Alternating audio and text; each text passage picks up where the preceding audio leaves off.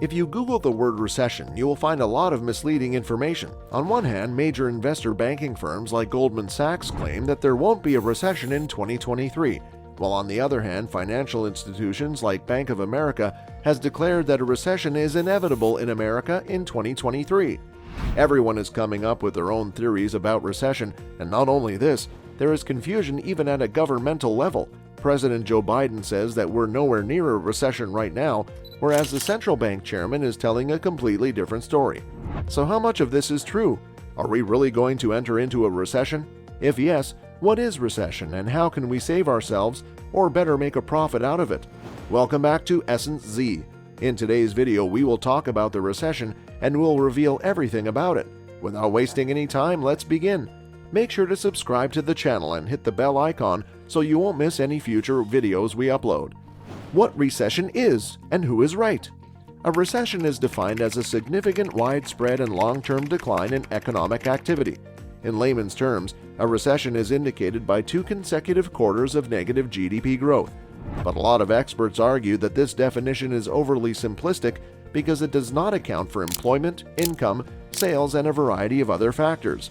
Even the White House has recently changed the definition of recession from the one we stated to, and I quote, "The assessment of recession is based on a comprehensive examination of the data, which includes the labor market, consumer and business spending, industrial production, and incomes."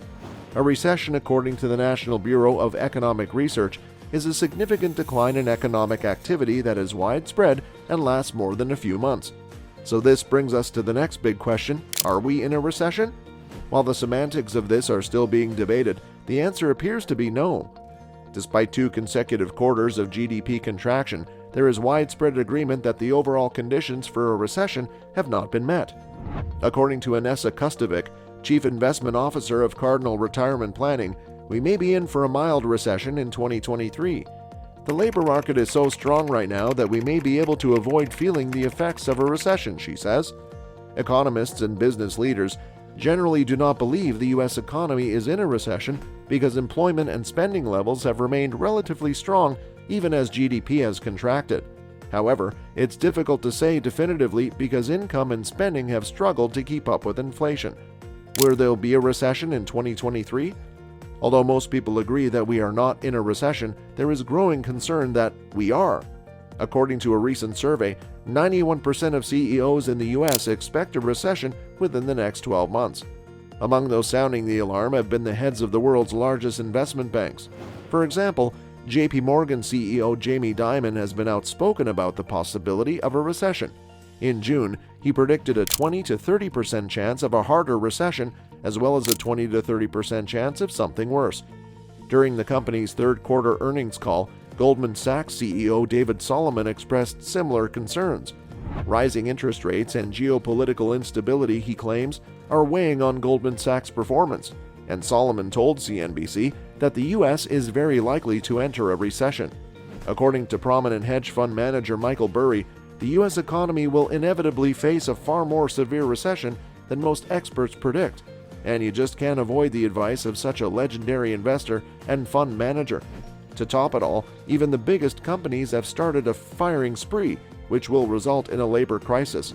Amazon has fired around 10,000 employees last month, and we all know what happened at Twitter.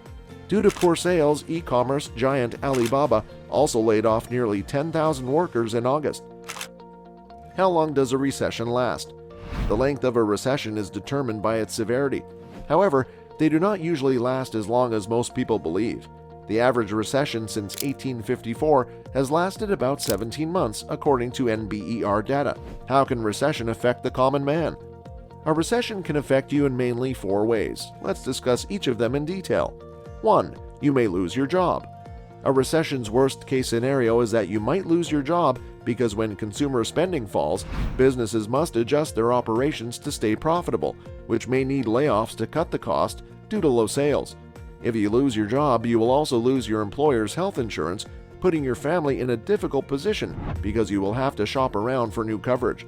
Loss of health insurance may also result in increased spending because you will have to pay more money out of pocket for medical emergencies and medication. 2. Everything will get more expensive. A recession is frequently caused when interest rate hikes are used to slow the economy as a result of rising inflation.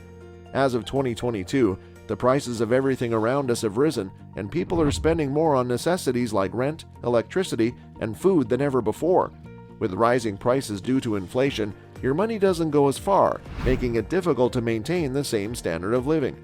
Because your purchasing power is reduced during a recession, you will find it difficult to save money. When you can't save as much money, you can't afford to spend it on vacations and other luxuries, which hurts those who work in those industries. 3. Interest rates will be too high. As we just mentioned, to cool the economy, the Fed raises interest rates, increasing the cost of borrowing money. Higher interest rates mean you'll have to spend more money on your existing debt, and you'll think twice about taking on new debt. Your credit card payments will now be higher, but if you have a fixed-rate mortgage, your mortgage payments will remain the same. Many households are already stretched thin by living expenses, so increasing credit card debt would detract from other areas of Americans' budgets. Higher interest rates may also put home renovations and memory-making vacations on hold. 4. The stock market will fall. Consumers will cut back on their spending, putting less money into the economy, resulting in lower earnings for businesses. To make matters worse, in response to recession fears, rising inflation, and interest rate hikes, some investors will sell their stocks. But we can use this market fall to our advantage, which brings us to the next section of this video: how to prepare for the recession. Let's start with possible investment opportunities.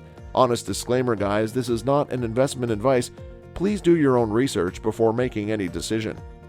Have a look at this graph by a wealth management firm where they have analyzed all the past recessions, and the graph tells how the stock market was impacted during the recession 6 months before, 12 months before, 6 months after, and 12 months after the recession.